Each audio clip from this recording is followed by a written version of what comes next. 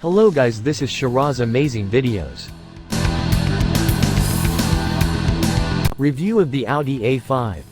Talking up space but not adding value. Just an extension of what was there before. Really wonderful things. Excellent standard of decor in the interior. Good size of the room overall. Totally recognizable. Negative things.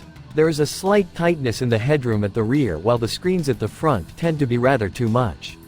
Preview. Geez, where do I begin? This is the new A4, but it is the new A5 now.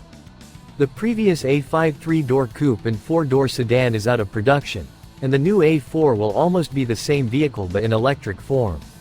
Audi has altered its automotive portfolio so that even number models will be electric and odd numbers will have combustion engines.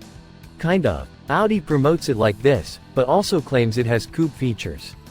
Rush to the rear of the vehicle and there is in fact a hatchback fitted with electrical assistance, or as the advertisement goes, a completely new concept of a sedan that lifts up, revealing a perplexed looking you.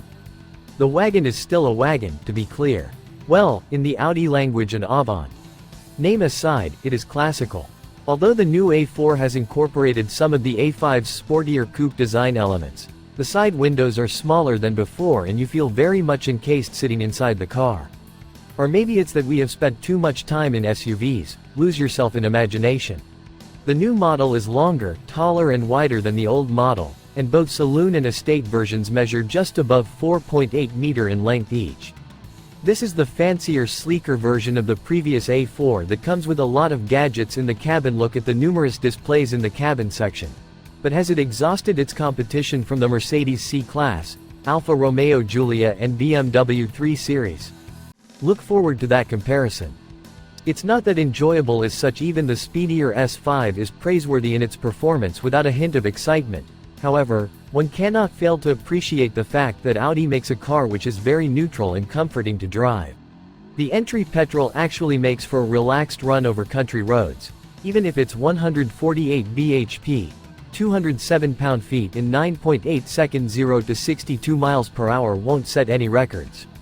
However, a more powerful version of the 2.0-liter petrol, which have S201 bhp, 251 pound-feet of torque and possible lower 0 to 62 miles per hour measures of 7.8 seconds exists. The 7-speed dual-clutch automatic is standard across the entire A5 range, with the entry petrol requiring the gearing to work harder. As for the 2.0-liter diesel, it is no longer performing at the dizzying heights of yore, but also who wants to pump so much resources on a diesel format that is on its last legs anyway?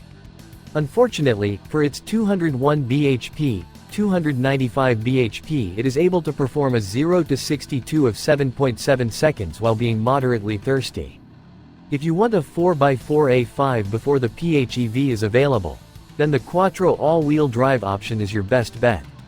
This option brings the time down to 6.9s thanks to the better traction.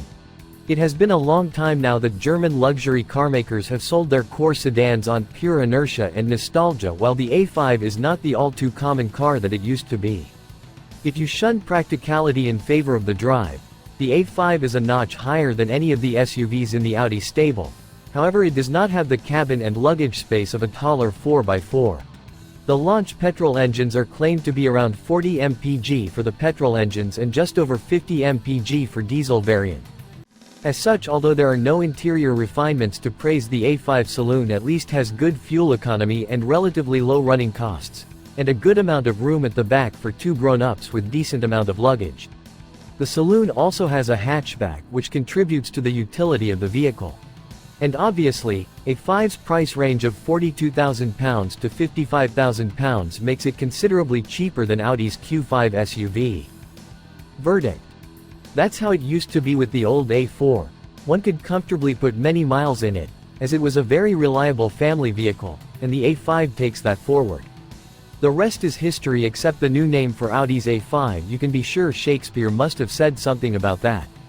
The old A4 was never that sweet, but was always a dependable family vehicle that could stand up to punishment and racked up distances like no other vehicle, and the A5 carries that on.